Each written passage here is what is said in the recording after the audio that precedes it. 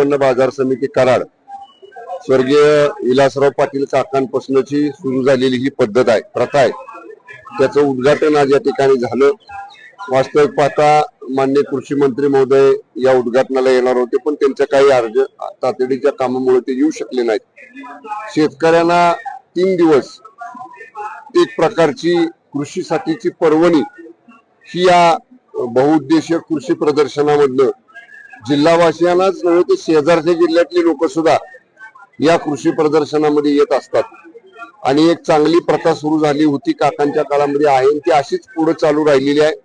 राज्य सरकार, जिल्हा परिषद, कृषी विभाग, सर्व शासकीय यंत्रणा किंवा कृषी उत्पन्न बाजार समिती असेल, सगळ्यांच्या सहभागातनं एक चांगलं कृषी प्रदर्शन या ठिकाणी भरवलं जातं। उत्कृष्ट कृषीतलं नवनवीन तंत्रज्ञान हे शेतकऱ्यांना पाहायला मिळतं, त्याचं प्रात्यक्षिक बघायला मिळतं, त्याची आधुनिक माहिती मिळते।